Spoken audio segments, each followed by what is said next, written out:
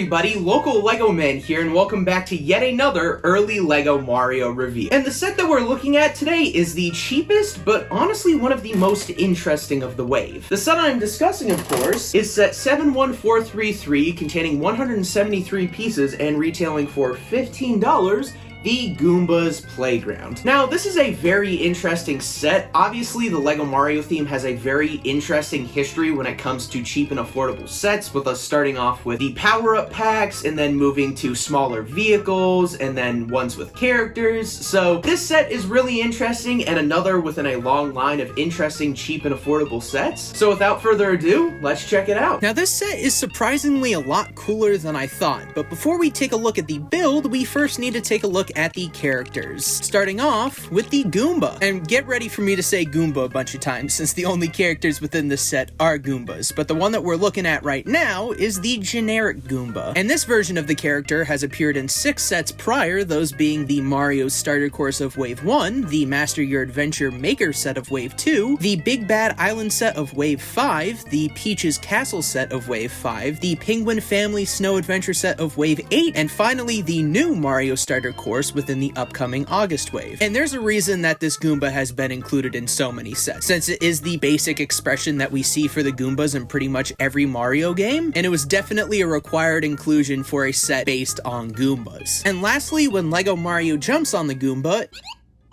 it takes 1 hit and he gets 1 coin. Next up, we have yet another Goomba, specifically the Angry Goomba. And this is one of my personal favorite variants of the Goomba, appearing in 2 sets prior, those being the Creativity Toolbox Maker set of Wave 6 and the Larry and Morton's Airship set of Wave 7. But one thing I'm sure some eagle-eyed viewers have noticed is that the Goomba codes are on their backs instead of the top of their heads, and that is because the top of their heads have these jumper plates so that you can stack all 3 of the Goomba on top of each other to create a Goomba tower. Lastly, when Lego Mario jumps on the Goomba, it takes 1 hit and he gets 1 coin. And last but most certainly not least, we have another Goomba. But this is a special Goomba, since this one is actually a brand new variant of the character, which to be honest surprised me, since when I had initially seen photos of the set, I assumed that it was the same Goomba faceprint that was included in the Mario's House and Yoshi set of Wave 1, and in doing some more research on the character, I even thought it might be the Parachute Goomba faceprint included within the second series of mystery character packs, but no, it is a completely new faceprint, and I gotta say they did a good job, and I am happy that we are still getting brand new Goomba variants this far into the theme. And I hope that we get more in the future, especially if they're gonna look as good as this one. And yet again, lastly, when Lego Mario jumps on the Goomba,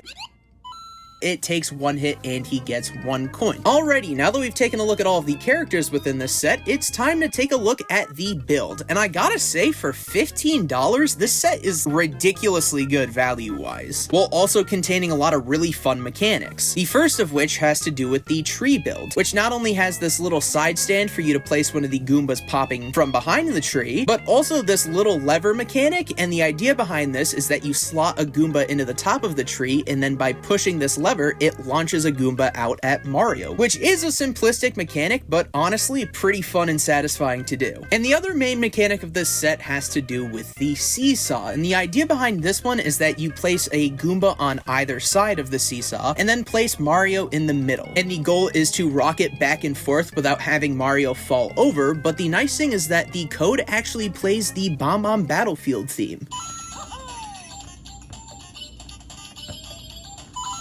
which is a nice little extra inclusion. And if you do want to make things a little bit more challenging for yourself, you can also try to get both the Goombas and Mario to balance on the seesaw, which admittedly took me a little bit, but is quite fun to do. But that's pretty much it. So if I had to rate this set, what would I rate it? I would definitely give it a 5 out of 5. I think that the set being, you know, like a battle pack and containing a lot of Goombas was a really smart idea, and the feature to allow you to do the actual Goomba tower is pretty awesome. And this is just one of those really nice, fun, and affordable sets that, you know, you don't have to break the bank to get. So yeah, I really hope you all enjoyed this early Lego Mario review, and make sure to subscribe since a lot more early reviews are coming very shortly. And with that, I will see all of you in the next Lego video.